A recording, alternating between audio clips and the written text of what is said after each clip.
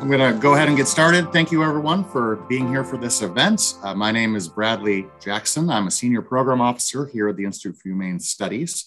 And we are very, very happy today to have with us Robert B. Talisse. Robert Talisse is W. Alton Jones Professor of Philosophy and Professor of Political Science at Vanderbilt University in Nashville, Tennessee. A native of New Jersey, Talisse earned his PhD in philosophy at the City University of New York Graduate School. His academic work focuses on democracy. More specifically, Talisse writes about how a democratic political order can assist and complicate our efforts to acquire knowledge, share ideas, understand what is of value, and address our disagreements. His research engages questions about public discourse, popular political ignorance, partisan polarization, and the ethics of citizenship, all of which are topics that we will be discussing today. Talisse has lectured throughout the world. He is the author of over 100 scholarly articles and 12 books.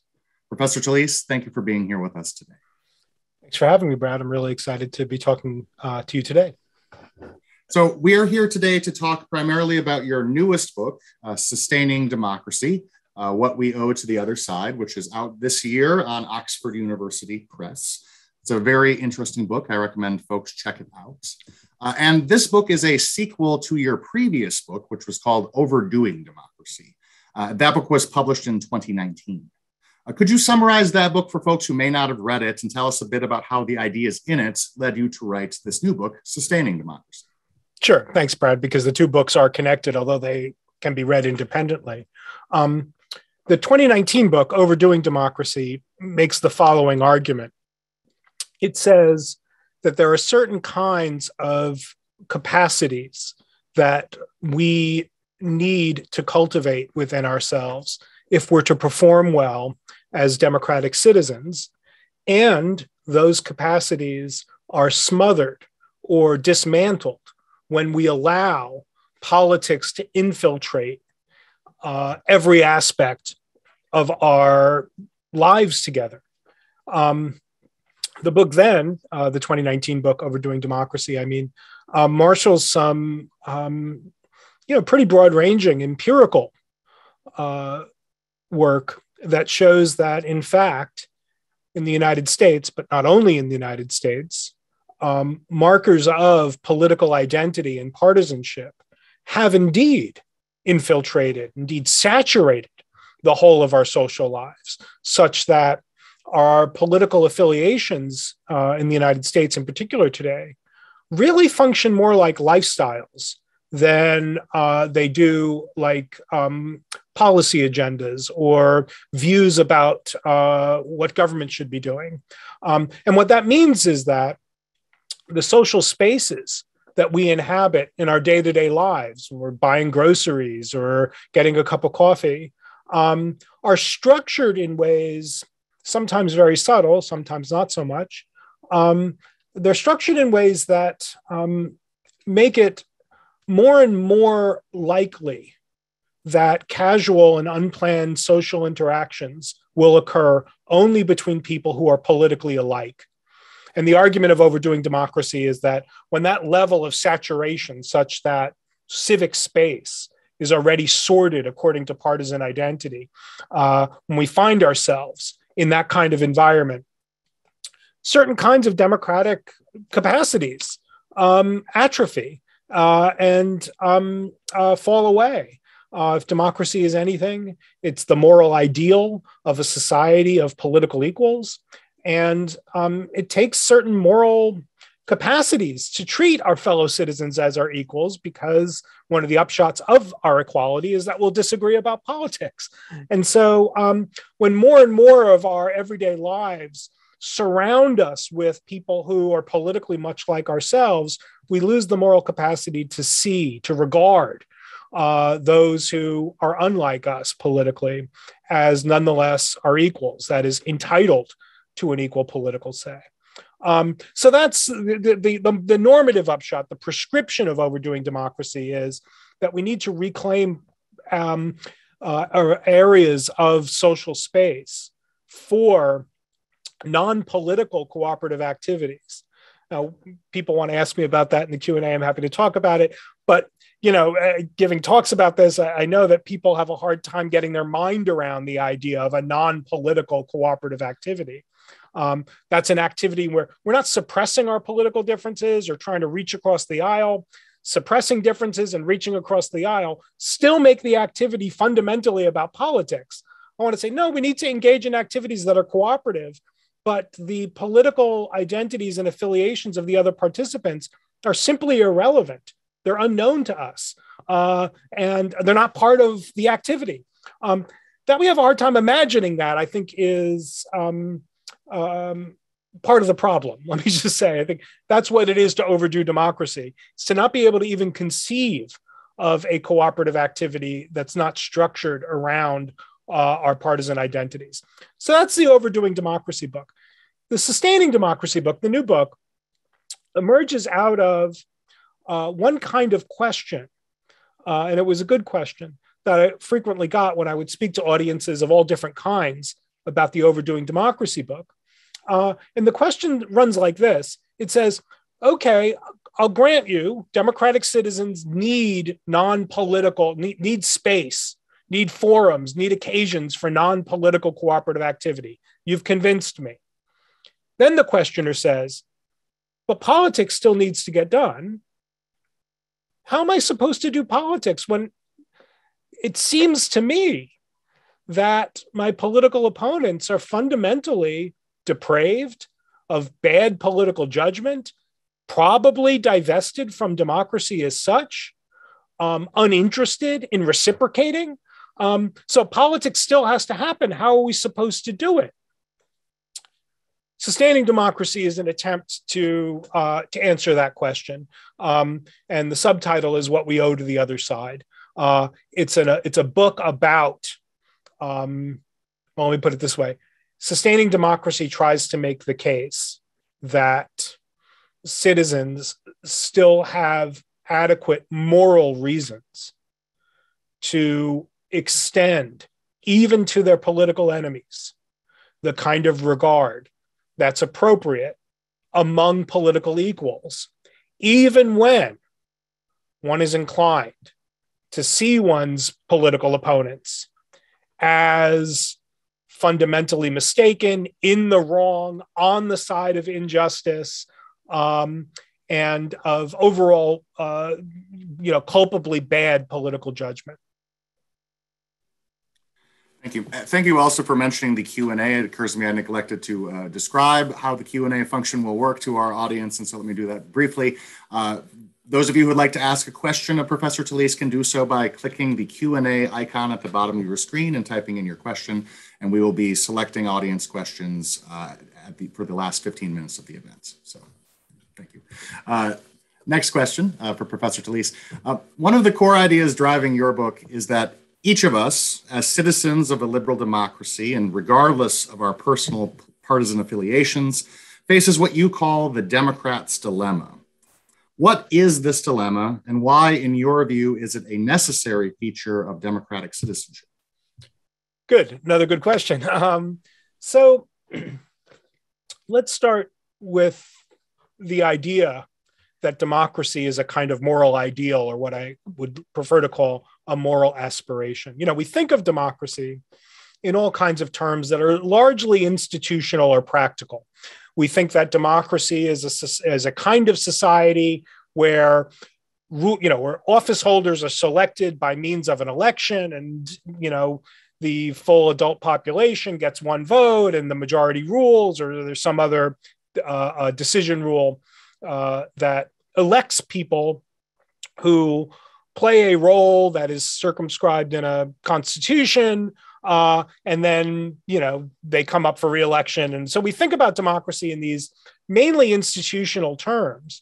And that makes good sense because, those are the institutions that we're most in touch with in a democracy. But it's really difficult, it seems to me, to make sense of why elections and voting and campaigning and debating and canvassing.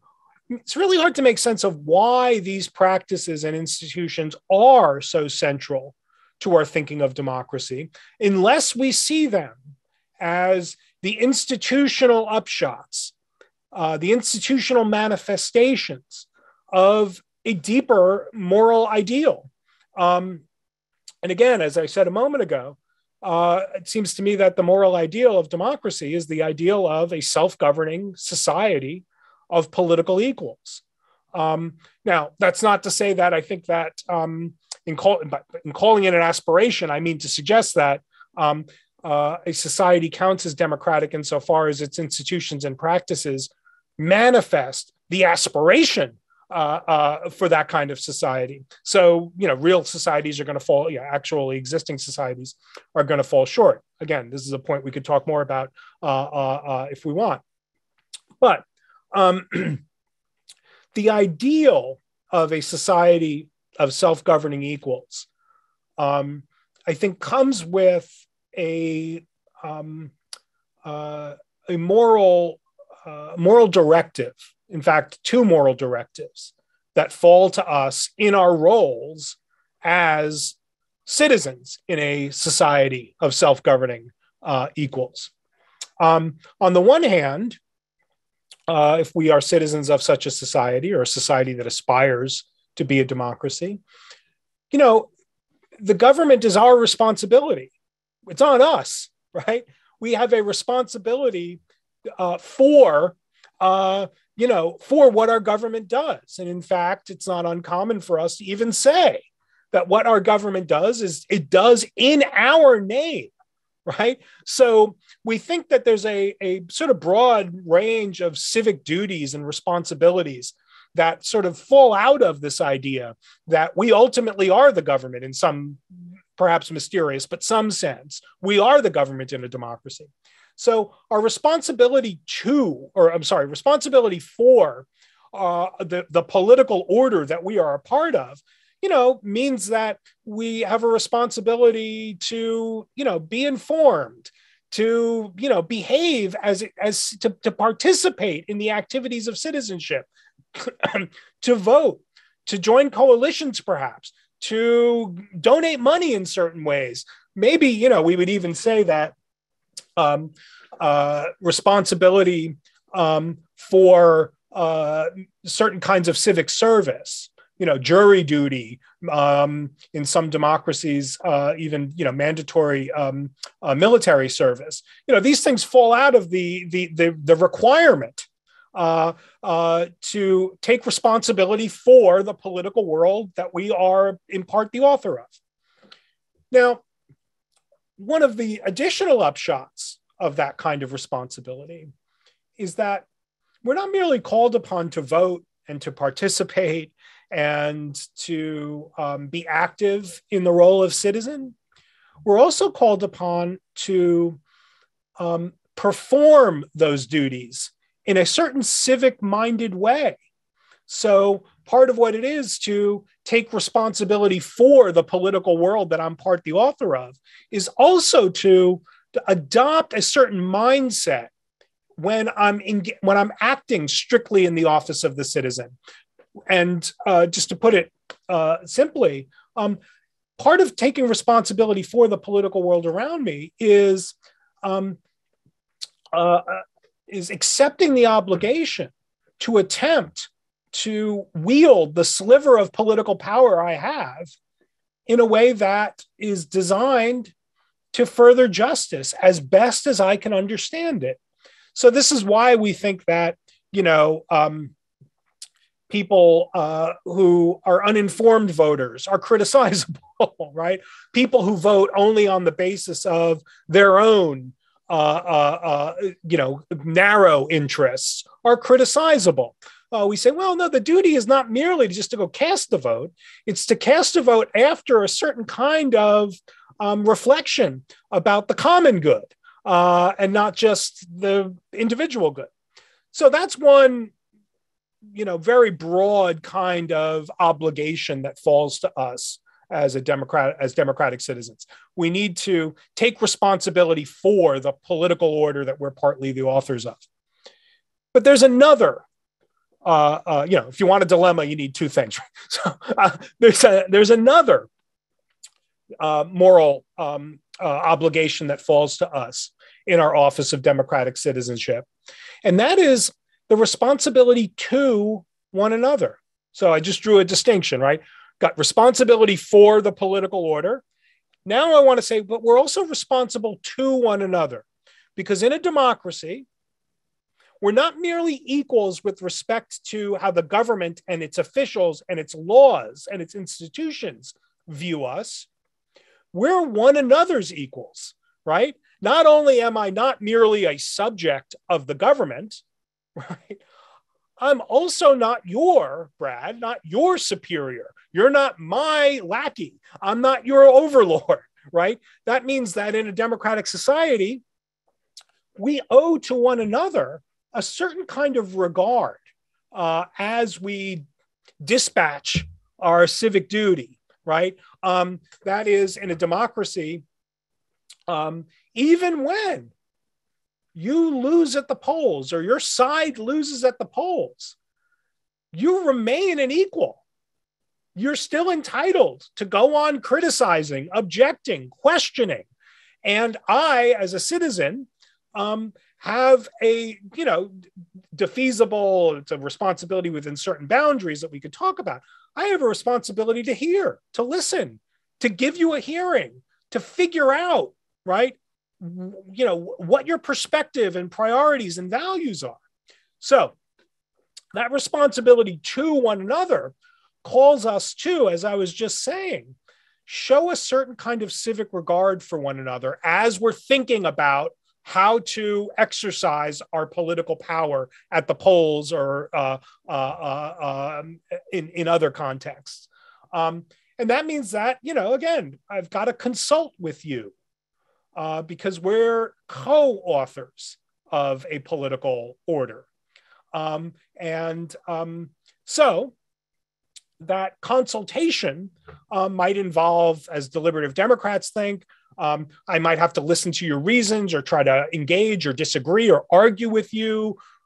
It might just mean something a little bit less demanding, where I just try to find out, why you have the political views that you have, or I might not have to exchange anything with you. But it's still pretty demanding, even if it's less demanding than the need to deliberate. Now, here's the dilemma. So those are the two sort of moral directives of democratic citizenship, right? Take responsibility for the political order, but you are also responsibility to acknowledging and respecting the equality of your fellow citizens. One of the upshots of our political equality is that we get to make up our own minds about politics. What that means is that we're going to disagree about politics. Political questions are complicated. There are lots of different kinds of factors that go into thinking well about politics. And so it's to be expected that under conditions of equality, even conditions that come close to equality, there's going to be, pretty significant political disagreement. When the political questions strike us as particularly important or urgent or high stakes, that is, when the chips are down politically, the people who are my political opponents have to look to me as not merely mistaken, but wrong. And by that, I mean in the wrong, not just on the other side of the question, but on the side of injustice, right? That is, a lot when the chips are down, our political disagreements are about big, important values like justice. And so if the responsibility for the political order obligates me to seek justice, the responsibility to my fellow citizens obligates me to give a voice to other citizens, even when they advocate for views that strike me as inconsistent with justice or positively unjust. There's the dilemma, right? That is that in taking the effort to hear the other side, it feels like I've conceded something to the other side. I've capitulated something, right? Or in some way capitulated to them. Why give voice to injustice? Why platform political error? Why bother consulting with people whose political views strike you as wrong? Now, that's one sort of face of the dilemma. It's that, I'm supposed to be pursuing justice, but pursuing justice doesn't seem compatible with giving a hearing to the unjust. Think about it, though, from the interpersonal perspective. You want an effective voice in a democracy, you have to be a member of a choir, right? You got to join a coalition. And again, when the chips are down and the stakes are high, things seem urgent. The effort, the attempt, the endeavor of giving voice to the other side often strikes our allies as a signal of our own half-heartedness or inauthenticity. In the book, I tell a little story about this where somebody tells me, if you think there is another side to this question, maybe you're on it, right? And again, if you want to pursue justice, you want to seek justice, you got to keep your coalition together. So the interest in giving voice to the other side seems to dilute or weaken our coalitions, which again works against that first obligation. So that's the dilemma. Now, I just want to suggest, last point on this, that's endemic to democracy. I don't think that this is a difficulty or a challenge to democracy that emerges, as so many do, from people not doing what they should or falling short. This is a challenge internal to democracy. It emerges out of sincere and largely successful efforts to take the responsibilities of citizenship seriously. That means that we don't cure democracy of this problem. We can only look for ways to manage it. That's one point. One last thing, though. It's not only a dilemma for some particularly politically affiliated person. It's not the Democrats' dilemma in the sense of the people who affiliate with the Democratic Party dilemma. It's a dilemma for democratic citizens as such. And it's a moral dilemma. That's the actually final thing. It's moral. You've got two responsibilities. When the chips are down, they seem to counsel two different modes of action. One says, forget about the other side, work with your allies and try to get the right result. That's the taking responsibility for. Being responsible to says, well, wait a minute, work with your allies, sure, but you've got a responsibility to hear the other side, to consult with them, to engage with them in some way. Those two pull apart, it seems to me. And I don't think that, as I've just described it, I think that that's a pretty familiar conflict within democratic citizens. And I'm hoping that people who are tuned into us right now are saying, I know what he's talking about. Thank you. So your book has a lot to say, as we can see, about the ethics of political disagreements. Disagreement is necessary and even good on your account, perhaps unsurprising since you're a professional philosopher. But you also place limits on what you call good faith political disagreements by distinguishing between, again, what you call reasonable and unreasonable political views. So how might we determine whether a political point of view is reasonable or not? And what effect does that have on how this view should be treated in the public sphere within a democracy? Great. This is, this is the real, I don't know, it used to be $100,000 question. Now, what is it? A $1 billion question. Right? This is the real question, right? So let me start off, at the highest altitude, as it were, right? So the proposal in Sustaining Democracy is not that no view that flourishes or that survives thrives in a democratic society is beyond the pale, right? I want to say, oh yeah, there are certain views that that flourish or prevail, or not prevail. There are certain views that citizens can adopt in a democratic society that are fundamentally out of tune with the democratic aspiration. There are authoritarians and authoritarian tyrannical views that find a home among democratic citizens, and the claim is not that you need to listen to the local fascist, right? Or that you need to give a platform to the person making the case for tyranny. However, I want to suggest, and I argue in the book, that the problem of what to do about proponents of fundamentally anti-democratic, beyond the pale views, the problem of what to do with them, how to engage with them, how to manage them, is a different problem from the problem that I'm trying to put my finger on. We often think that that's the problem, right? We often think that, the problem of what to do with the other side is really the problem of what to do with the anti-democrats around us. That's often how a certain kind of conflict within democracy occurs to us. We come to see, well, wait a minute, there are people who really aren't on board with the democratic aspiration, but yet they have a political voice in a democracy. What are we supposed to do with them? Just want to say, first shot, that's a different question from the one I'm asking.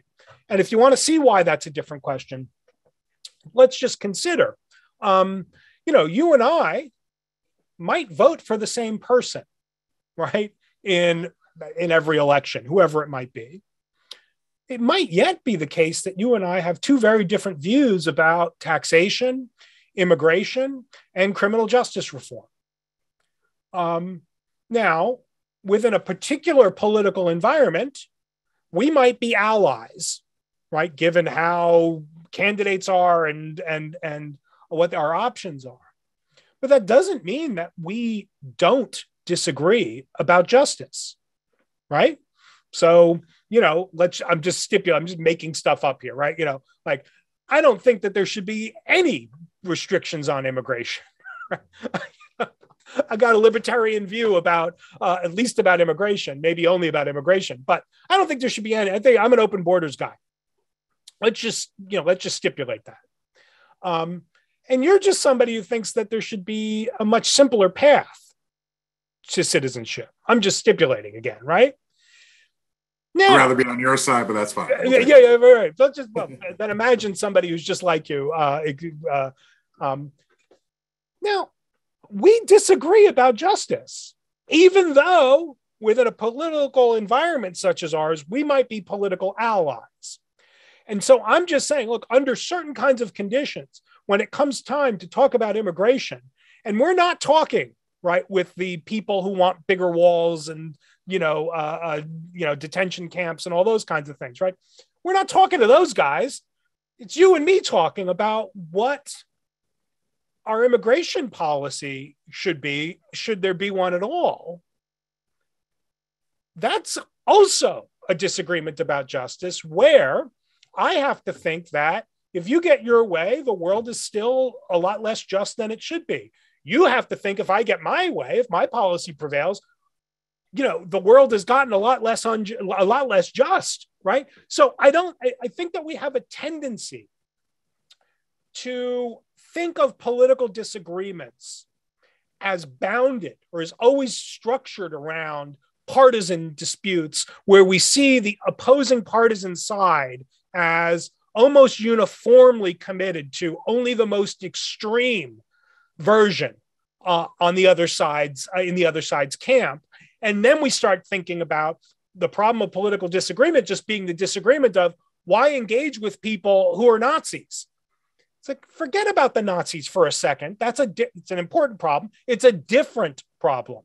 The problem here is, how do you manage disagreements about justice with people who look to you like they're your allies, but in fact, they're allies only for this contingent reason about the overall shape of the political environment?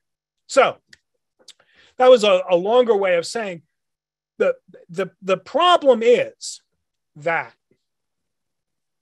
however you draw the boundaries between what's in bounds and what's beyond the pale in a democratic society, however you make that demarcation between acceptable disagreement among democratic citizens and disagreements between among democratic views and the kinds of anti-democratic views that can inhabit a democratic society, wherever you draw that line, there's still going to be a broad range of views that will be on the democratic side of that line, which from any point within that part of the spectrum, it's going to appear that some others within that part of the spectrum are incompatible with justice.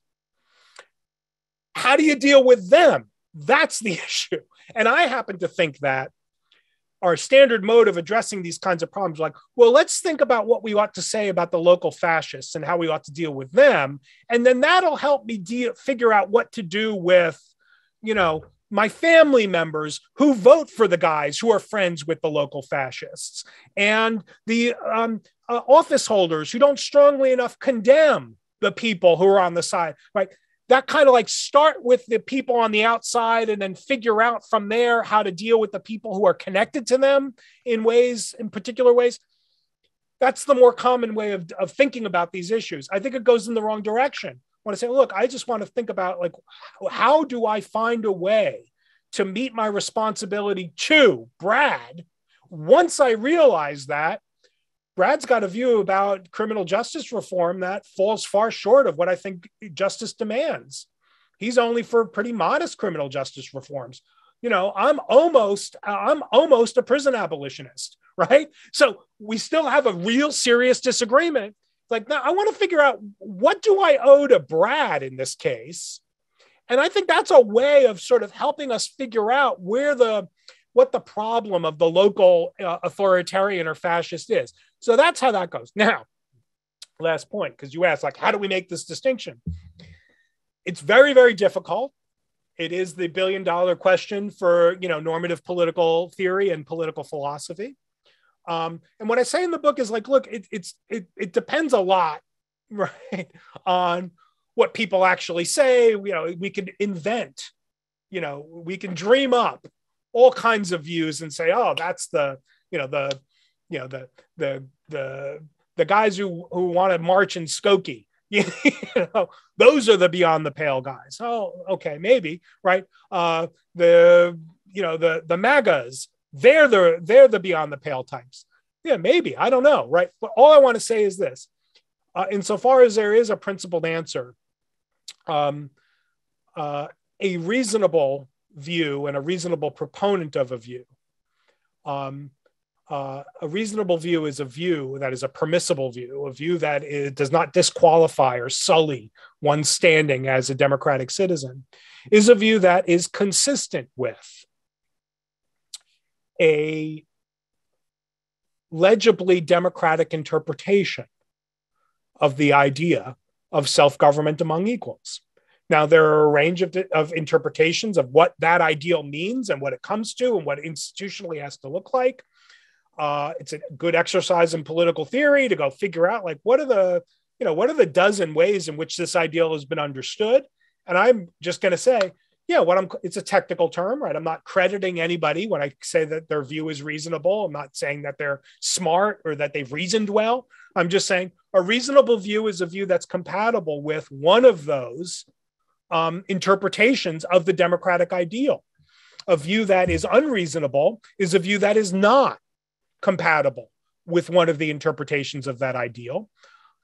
I do then say, what to do with an unreasonable person or an unreasonable doctrine is a difficult and different kind of question from the question I'm interested in, which is disagreement about justice among people who all satisfy a pretty minimal, but I think morally important condition for reasonableness, because there are still going to be serious disagreements about justice among reasonable people and reasonable doctrines.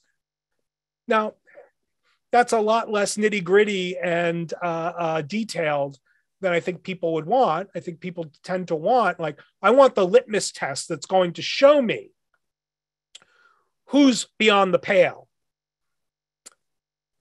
And I don't think that there could be one. How's that?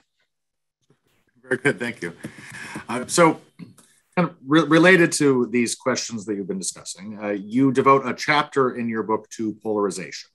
And in that chapter, you distinguish between political polarization, which most people are familiar with, polarization between Democrats and Republicans, et cetera, but also belief polarization, which is a concept that may be newer to many folks. So could you please explain the difference between the two, and also why you think belief polarization is related to finding a solution to the Democrats' dilemma that you discussed earlier?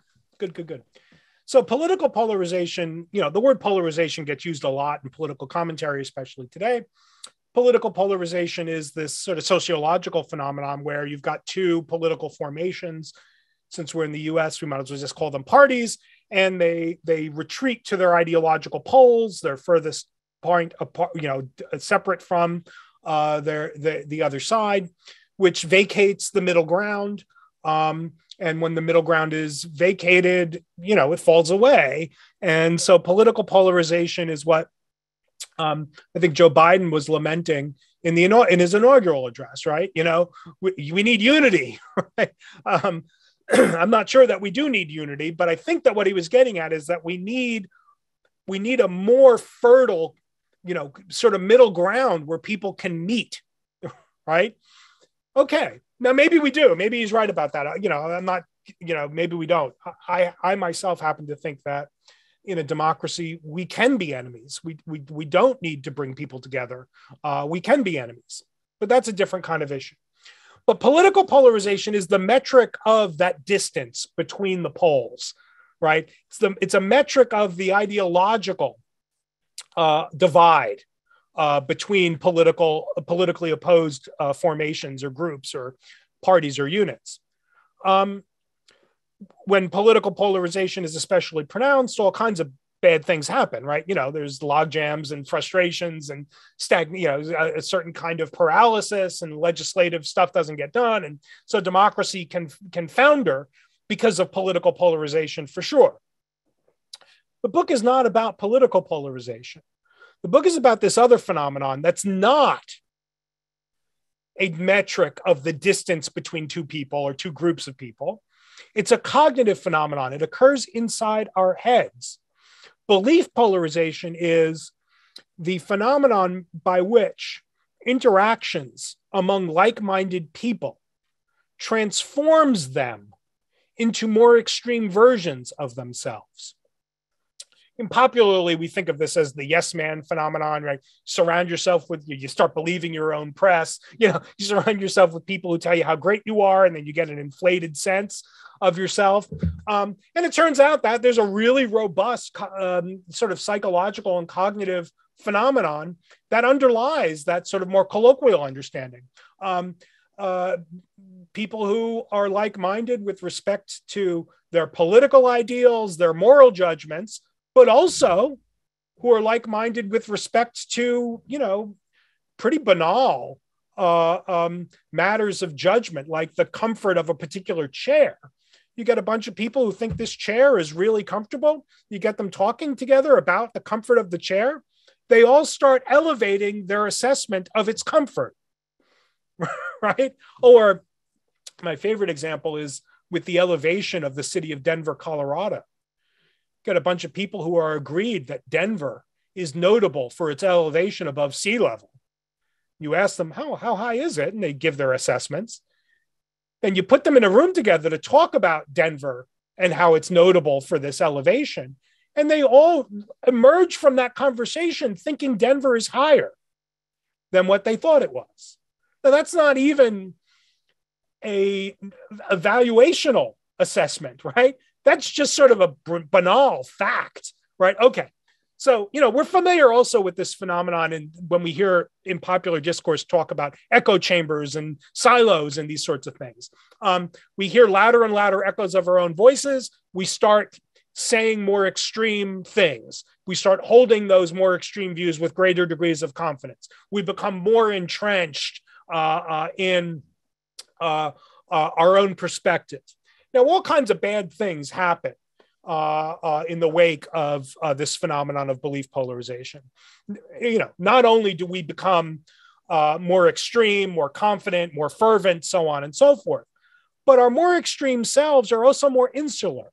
And what I mean by that is that as we shift into our more extreme selves, we become more suspicious of, distrusting of anybody who's not like-minded, right? We come to see anybody who's not part of our group as flawed, benighted, ignorant, untrustworthy, irresponsible, dangerous, maybe even threatening in certain kinds of cases that this has shown up.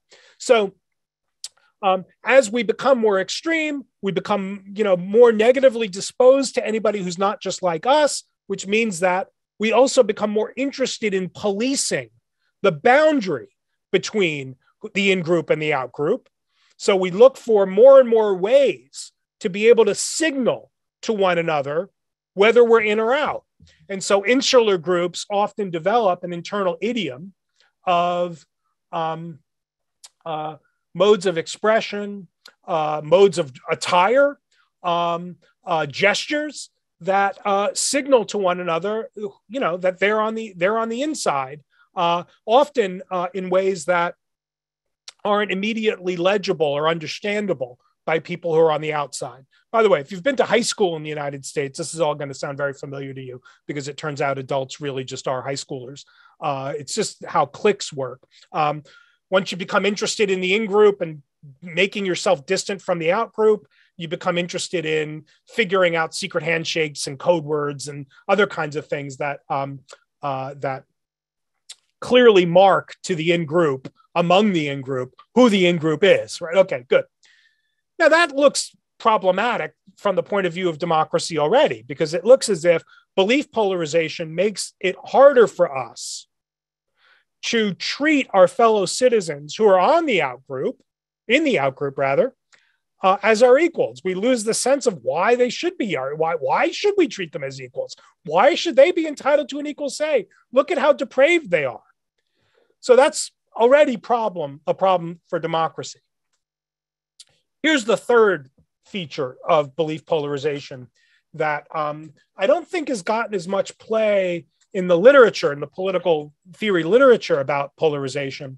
But it struck me as the thing that really needed some investigation. So the Sustaining Democracy book is largely about this third piece of the puzzle.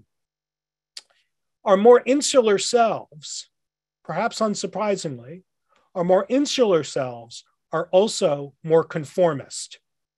Now, here's what I mean by that. As political groups, as like-minded political coalitions become more extreme, more interested in being distinct from the outside, they also become more internally alike. And their alikeness starts expanding. They don't merely start believing the same things, they do. But as I was saying about the need for cues and signals of allyship, like-minded groups also become more alike across a sort of broadening range of behaviors. So they start pronouncing words alike. By the way, you can go confirm this yourself. Turn on TV tonight and listen if you can find somebody talking about the country whose name is spelled IRAN, or the country whose name is spelled IRAQ. Just listen to how they pronounce the name. Iran or Iran. That is a real, reliable signal as to the partisan identity of the speaker. Okay? And I don't even have to explain, what side you already know, right? You know how the partisan divides with that mode of pronouncing certain words. Now, as our more extreme selves become more insular and become more internally alike, just like a clique in high school, our more extreme selves are also more invested in being alike. That is, our more extreme selves are not only more alike, but are more conformist. We become more interested in preserving a likeness among our allies. And what that means is that belief polarized groups start becoming deeply interested in poser detection.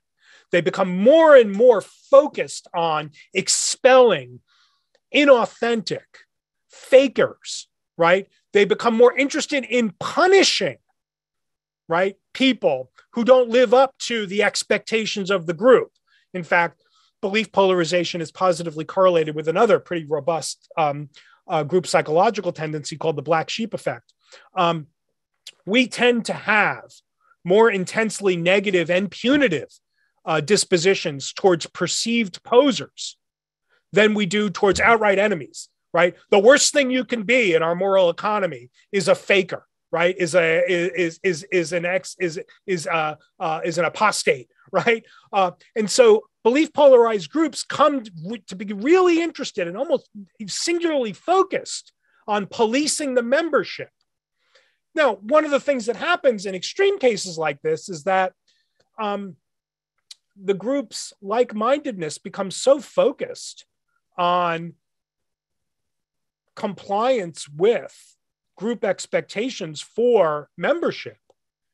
The actual, ideal or policy proposal or commitment that formed the coalition starts receding into the background. They're no longer interested in their environmental views now. Now they're interested in, whether you're wearing the right clothes or whether you're buying the right groceries. Now, last point on this. Conformist coalitions and alliances are less internally democratic. When you got a group that's more and more focused on policing the membership for compliance with the group's expectations, you need centralized tastemakers for the group. You need somebody to be able to say, we're wearing hats like this now, not hats like that. We're driving cars like this now, not cars like that. We're shopping like this now. We're not buying from that store. This store is boycotted. That store is where we're doing our business now. You need somebody to send the signals through the membership of the group about what the expectations are. And so belief polarized groups become less internally democratic. Now, here's the argument about the Democrats' dilemma. Remember, the Democrats' dilemma put citizens in the following bind. I'm supposed to do what I can to further justice, but I'm also supposed to give the advocates of injustice a due hearing. Well, I'm just going to stand up for justice and I'm going to disregard the other side. Why give them a hearing? Why not just work with allies to further justice? The belief polarization phenomenon shows that strategy is going to backfire. Why? Because when you dismiss the other side, the forces of belief polarization don't just disappear. They turn you against your allies, right? They set into motion a set of group dynamics that fixate the group increasingly on, right? Hierarchy, conformity, compliance. As groups shift in those ways, they start expelling members because they start factionalizing. As they start factionalizing, they start splintering. They shrink. Now you see why it backfires, right? If you want to have an effective democratic voice, not only do you need to join a choir, you got to hold it together. You got to grow it if you can. What it takes to hold the coalition together and grow it is not only real commitment on the part of the members, but also real commitment in light of an adequately broad sense of permissible doctrinal disagreement among allies. Belief polarization shrinks our conception of what permissible disagreements are. How's that? Great, thank you. So I want to turn us now to audience questions. We have about 10 minutes remaining. We'll try to get through as many of them as we can. Thank you all for submitting such fascinating, interesting questions. I'd like to begin with this one. One audience member asks, when we talk about citizens in a democracy being dignified equals, multiple meanings of equality may come to mind.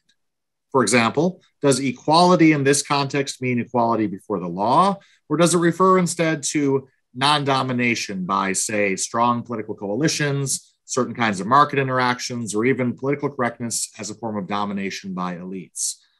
How do you understand the meaning of equality when referring to citizens as dignified equals? So I think that equality, there are lots of different dimensions of equality. And I'm concerned in this book, at least, and I'm committed to a very broad conception of social equality. I'm committed in this book simply to identifying democracy about political equality. And what I mean there is that access to democratic modes of holding government institutions responsible, of playing a role in shaping the political policies of your government, and also social conditions under which you can hold your fellow citizens accountable. So I'll have to be quick here because I want to get other questions in. So I think that what's really essential to political equality, at least in the part of the argument that I'm laying out in this book, is the ability, the more than merely formal ability, the real ability of citizens to retain their democratic voice in the light or in the wake of electoral defeat. That's what I think is really essential, that even after the votes are counted and the policy is made, I still have an effective critical voice, contestatory voice in civic society, that citizens around me recognize their, at least, pro tanto obligation to engage with. So I think the institutional stuff is right. Broader access to the institutions, fewer restrictions, so on and so forth in decision making. But I think that the real core of political equality that's operative in this part of the part of my views that I'm laying out in this book is the idea that ex post access to channels of effective contestation is what's most crucial. Just because you mentioned, I see my view as this part of my view as in line with Philip Pettit style non-domination view. Thank you very much.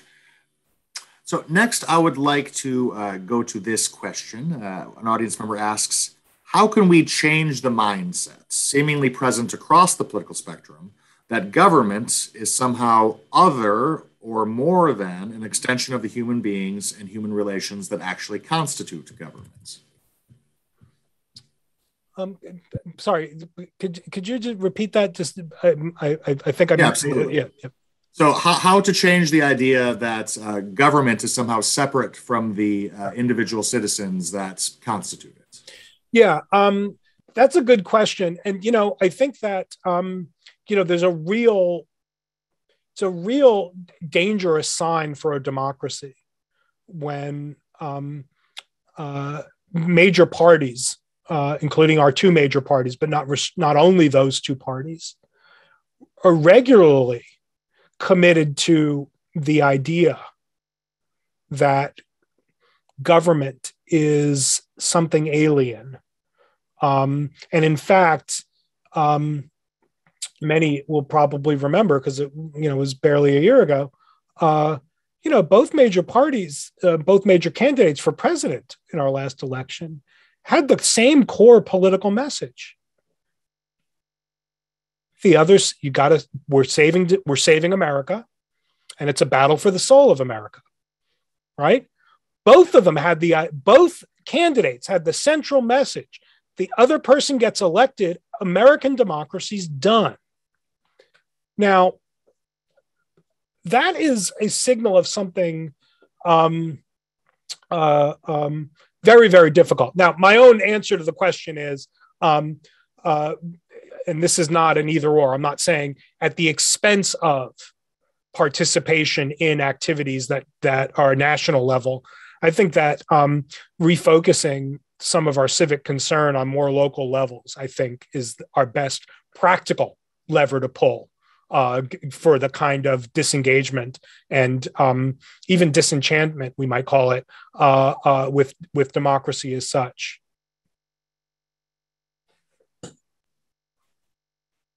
Next question relates to the philosophy of communitarianism.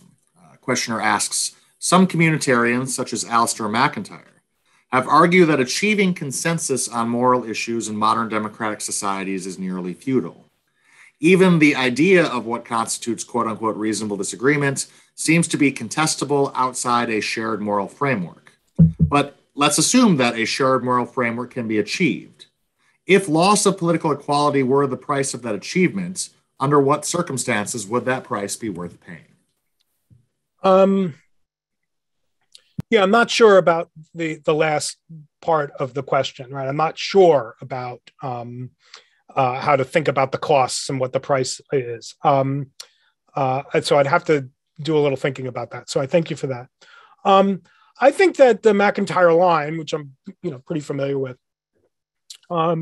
is slightly more pessimistic than I think it should be. It seems to me that we are not yet living in a society where anyone, except for self-professed anti-democrats, people who don't believe in democracy, we're not yet in a society where people are willing to say publicly, as a kind of reason or consideration in politics, they're not willing to say things like, who cares about equality? Who cares about anybody else? Nobody's real. This is sort of what Jan Elster, is called the sort of civilizing force of publicity, right? I don't know that we are actually I don't know that we're at a point that would make the kind of pessimism that McIntyre directs at certain kinds of political projects yet justified. Now, having said that, I feel the concern of the McIntyres and the Michael Sandel's about what's sometimes called the sort of procedural republic stuff, right? Where I'm saying, look, it's a real thin, common moral commitment, right? It's the idea that we're trying together for a society of, not of masters and lords, not of superiors and subordinates. We're trying for a society of political equals. We've got some information about how we can do that. What to do with people, or what to do in the face of people who say, I'm just not on board with the political equality thing. Again, I just think is a different question. I don't think that pessimism about whether the adequate level of consensus on that as a broad moral aspiration, I don't think that we're yet in a position where it makes sense to be as pessimistic as I think the McIntyre line requires us to be at the start. Well, thank you so much, Professor Talisse, for explaining your wonderful, interesting book to us. Just to show it to folks one more time, Sustaining Democracy, if you want to learn more about these ideas. Thank you all for being here today with us. I encourage you all to check out the Institute for Humane Studies more on our website at theihs.org to see the programs that we run for academics and to support their research. Thank you all for being here, and I hope you join us again sometime. Thank you.